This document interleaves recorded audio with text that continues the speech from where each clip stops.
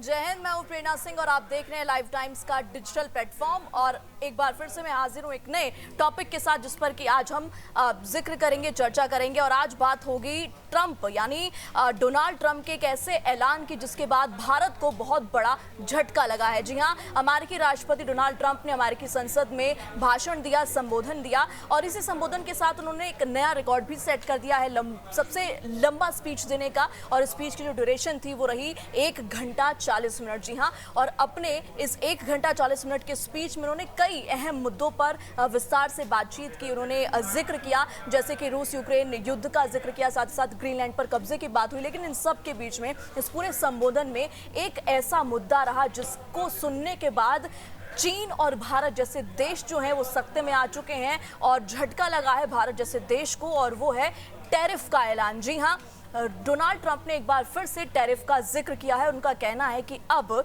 जो देश अमेरिका पर जितना टैरिफ लगाएगा, अब अमेरिका भी उस देश पर उतना ही टैरिफ लगाने वाला है। और इसको अगर हम एक ऑफिशियल टर्म में डिफाइन करें तो इसका मतलब है कि अब अमेरिका ने रेसिप्रोकल टैक्स लगा दिया है। जी हाँ, अब से अमेरिका पर जो देश जितना टैक्स लगाएगा, अगर अब फॉर एन एग्जाम्पल हम बात करें, अगर एक पर्टिकुलर एक्स देश है वो अमेरिका पर 100% टैक्स लगाता है, तो अब अमेरिका भी रेसिप्रोकेट करेगा, यानी अमेरिका भी उस देश के प्रोडक्ट्स पर 100% टैक्स लगाएगा। लेकिन अब हम क्यों जिक्र कर रहे हैं, भारत में बैठे ट्रंप के इस ऐलान का जिक्र क्यों किया जा रहा है? इसका सबसे बड़ा कारण यह है कि वो लिस्ट जिसमें कि उन देशों का नाम शामिल है जिस पर 2 अप्रैल से रेसिप्रोकल टैक्स अब अमेरिका लागू करने वाला है, उस लिस्ट में नाम है हमारे देश यानी भारत का भी। और इसीलिए कहीं ना कहीं डोनाल्ड ट्रंप के इस संबोधन के बाद भारत को बड़ा झटका लगा है।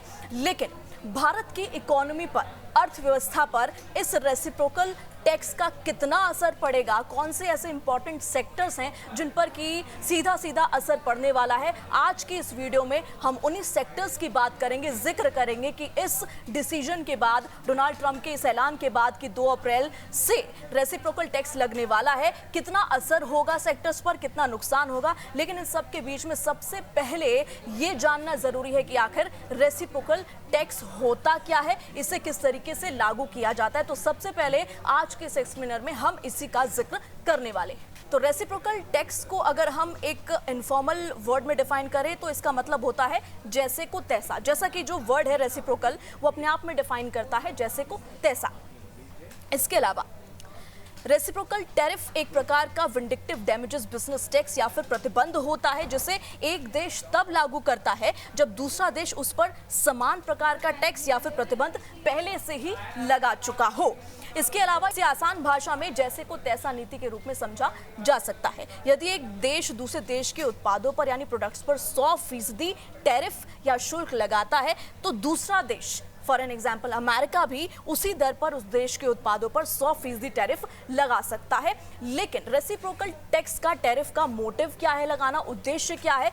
तो आपको बता दें कि इसका मुख्य उद्देश्य व्यापार में संतुलन बनाना यानी कि बैलेंस रखना और साथ ही साथ किसी भी तरह के असमान व्यापारिक व्यवहार का जवाब देना होता है। तो ये मुझे उम्मीद है कि आपको अब तक समझ आ गया होगा कि रेसिप्रोकल टैक्स होता क्या है, किस तरीके से इसे लागू किया जाता है, प्रोसेस क्या है। सिंपल सी बात है कि अगर for an example x country है जो वाई कंट्री पर 50% टैरिफ लगा रही है तो वाई कंट्री भी एक्स कंट्री पर 50% टैरिफ लगाएगी। ये रेसिप्रोकेट, ये जो प्रोसेस है होता रहेगा। इसी को हम आसान भाषा में रेसिप्रोकल टैरिफ या टैक्स कहते हैं।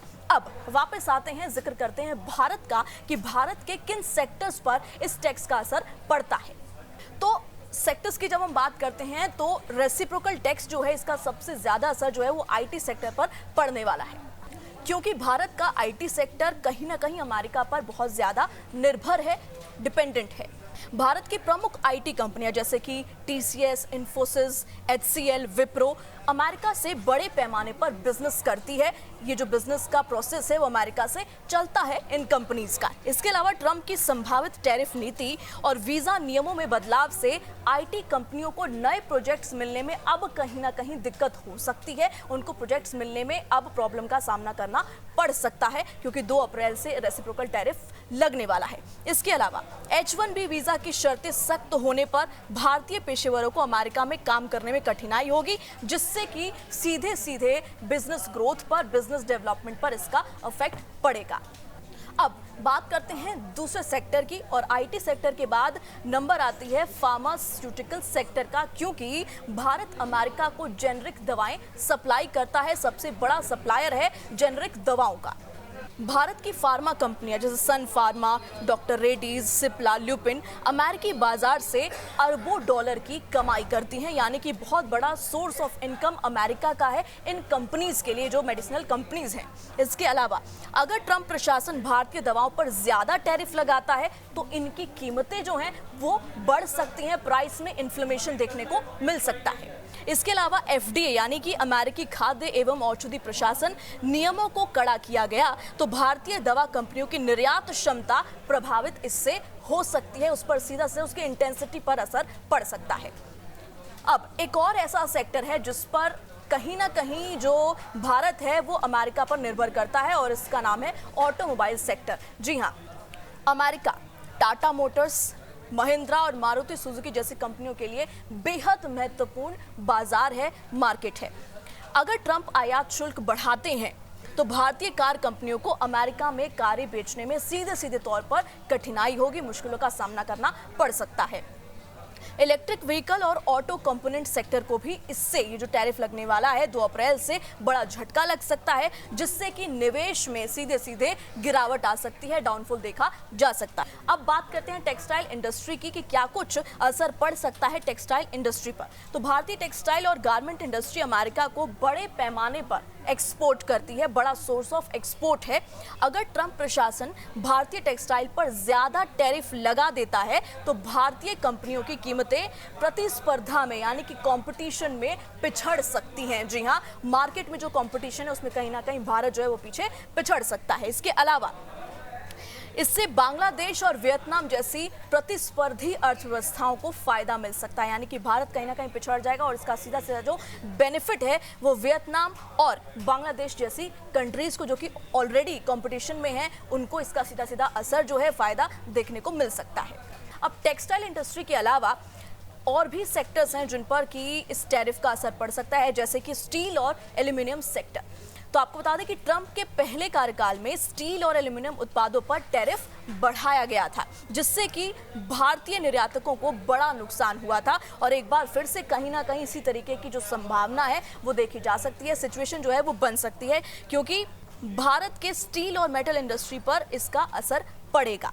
तो ये तो हमने बात की प्रॉब्लम्स की कि क्या कुछ नेगेटिव इंपैक्ट्स हो सकते हैं रेसिप्रोकल टैरिफ के, भारत के किन किन सेक्टर्स पर इसका असर पड़ेगा, लेकिन हर प्रॉब्लम का एक सोल्यूशन होता है। तो अब बात ये कि जब रेसिप्रोकल टैरिफ लग जाएगा 2 अप्रैल से और इन सेक्टर्स पर सीधा सीधा इसका असर पड़ने वाला है, तो भारत के पास क्या ऑप्शन बचता है, क्या विकल्प बचता है कि भारत इस सिचुएशन को टैकल कर पाएगा। तो इसमें मुख्य 3 पॉइंट्स शामिल है, 3 ऑप्शंस शामिल है, जैसे कि अन्य बाजारों की तलाश। जैसा कि काफी डिपेंडेंसी रहती है भारत के अमेरिका पर, तो पहला विकल्प यही रहेगा कि भारत अपने लिए कोई दूसरा बाजार ढूंढे जहां पर कि वो एक्सपोर्ट इंपोर्ट कर सके। तो भारत को अपनी कंपनियों को यूरोप, मिडिल ईस्ट और एशियाई देशों में विस्तार करने के लिए प्रोत्साहित करना चाहिए। इसके अलावा आत्मनिर्भर भारत पर फोकस, क्योंकि एक्सपोर्ट इंपोर्ट इस पर दिक्कत आएगी, तो हमारे पास दूसरा ऑप्शन ये है कि हम चीज़ों को भारत में ही बनाना शुरू कर दे, भारत आत्मनिर्भर वाले प्रोसेस को आगे बढ़ाए। भारतीय कंपनियों को घरेलू उत्पादन और उपभोग को बढ़ावा देना चाहिए, जिससे अमेरिकी बाजार पर निर्भरता कम हो। अब अभी पीएम मोदी हाल ही में अमेरिका गए थे, और पीएम मोदी और ट्रंप की दोस्ती की भी काफ़ी जिक्र होती है, तो हमारे पास एक ही विकल्प ये भी है कि अमेरिका के साथ द्विपक्षीय वार्ता की जाए, बातचीत की जाए। भारत सरकार को अमेरिका के साथ व्यापार वार्ता के जरिए टैरिफ मुद्दों को हल करने की कोशिश भी करनी चाहिए। तो हो सकता है कि शायद कोई राहत भारत को इसके जरिए, इस द्विपक्षीय वार्ता के जरिए मिल पाए।